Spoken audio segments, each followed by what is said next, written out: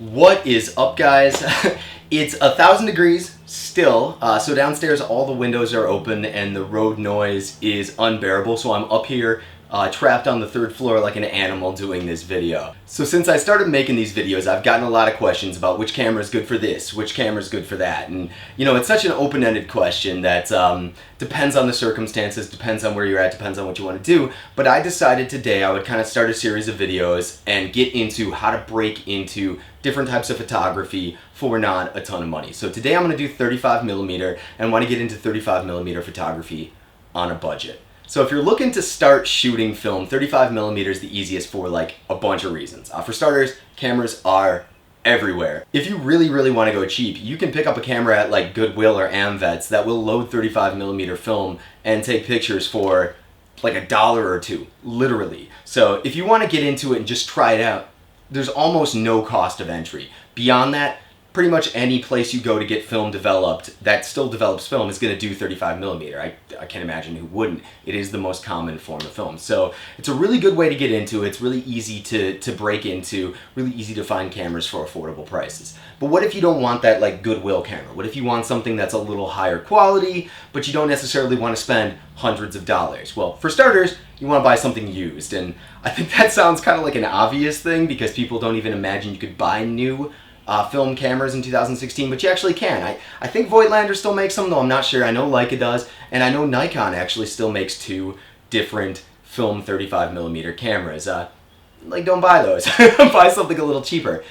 In fact, I would suggest avoiding Canon, Leica, Nikon, those brands in total. I know I did a video on the Canon A1. I'll put a link to it here. So I've learned recently, YouTube discourages linking to outside sites, which is rad, but they will let me link to my previous video. So yeah, I did one on the Canon A1. You know, I have the Canon Canonet. Those are great, but they cost a little bit more money. You're talking at least $100 and then up from there. What if you want to try it out? You want somewhat decent optics and somewhat decent results, but you want to spend like $50, $60. Luckily, there's a bunch of options. I think in 2016, we're used to it being Canon, Nikon, maybe Sony, maybe Fuji, throw those in there, and that's the camera landscape. But it wasn't always the case. You know, go back 20, 30 years, there were a tremendous variety of different camera brands to choose from. So I'm just going to touch base on a couple of them, and there's some like Pentax, like Olympus, that are awesome that I'm not going to get to, but definitely want to get to a couple of these and give you an idea of how to break into it, show you some results that I've had, and give you an idea of what they cost. So let's do that. So the camera I'm going to start with is the first 35mm camera I ever used, and this is the Minolta X370. Minolta makes a bunch of different cameras, or made a bunch of different cameras. I believe they eventually merged with Konica, though I might be wrong, and then this is not entirely certain, but I think eventually that became like Sony, the Sony cameras that you use today. But Minolta was great. And super inexpensive. This was my mom's camera, and I got this for $0. She gave this to me when I took a film class in school. And I'll throw up some of those photos while I'm talking about this, but I took a bunch of pictures with this camera and had really great results. This is not a great lens. This is a Minolta 50mm kit lens, a 1.7 lens, but it's a really nice photos, really solid results in black and white. I don't think I did any color work with this, I may have, but I really enjoyed using it. The form factor on this camera is fantastic. It's very small, very compact, really easy to handhold, just kind of grip it. It's plasticky because it was a cheaper one, but it's still really plasticky is all relative, you know. This is not a Canon Rebel. It's definitely got a much more solid feel to it. Really solid results, really reliable. The camera from the early 80s, still ticking, highly recommended.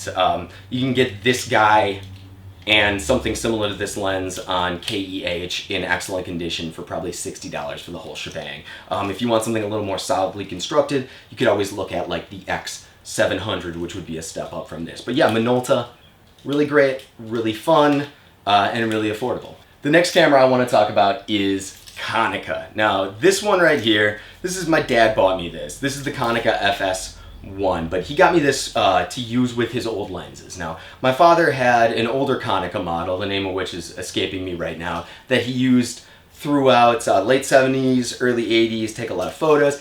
I'm going to put those up. I'm going to take these photos. These are photos taken 30 years ago. by my father using this lens, and he had a 135 lens on an older Konica model. But the hexagon glass is, I don't know if legendary is the right word, but really, really well respected. You can take some really beautiful photographs with it, and as you can see here, I was possibly the cutest little baby ever. I don't know. I don't want to get into a competition, but like I was pretty cute. This camera, the FS1, I don't love it compared to some of the others because it definitely is straddling that line between the newer era of cameras and the older era. It's battery driven. It's got this hideous battery pack on the front that uses AA's, really plasticky there. The construction otherwise is pretty solid. The plus side is those really well respected hexagon lenses are easily available and really, really inexpensive. I got this 50mm was my dad's, but I bought a 28mm 3.5 lens for it, or 2.8, something like that. No, 3.5 lens for it. $20 in really, really beautiful condition. Threw it on there, take some really neat photos. So yeah, absolutely recommend Konica. As far as what types of films to shoot, I would suggest if you're really concerned about budget, buy black and white film, buy it on the internet, buy it in packs of 5. If you consider that it costs like $11, $10 for a roll of film from a local camera store versus a pack of 5 for $30 and you're getting 36 exposures of photo or less, I suggest buy it online. I buy a lot of my film from local camera stores because I want to support them because they're nice, and I also would like to encourage them to keep film in stock. But if you really want to save some money, online is much, much cheaper. Black and white's cheaper for a number of reasons. One, it's just less expensive than something like slide film. Beyond that, you can just develop it yourself. I made a video. I'm going to put it here, I think. But I made a video on how to develop your own black and white film. There's tons of really great resources online. The Art of Photography's got a really, really solid link on how to do your own black and white photography. But develop your own black and white film. So that's what I've got for you today. This is a little bit rambling, a little crazy, just breaking back into the stride of things. I'm going to be doing more videos going forward. The days last a little longer, and if you haven't noticed, I don't really have a professional lighting setup. I just kind of stand by a window. So having the sunset at 9 o'clock instead of at 5 is going to make it a lot easier once I get out of work to actually do some content. But as always, last couple of videos that I've lazily uploaded after a couple of beers, the responses have been just fantastic. We're closing it on 3,000 subscribers.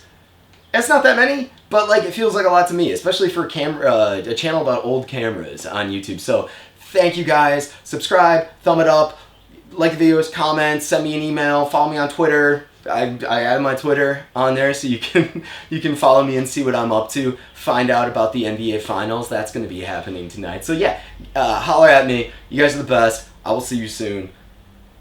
Peace.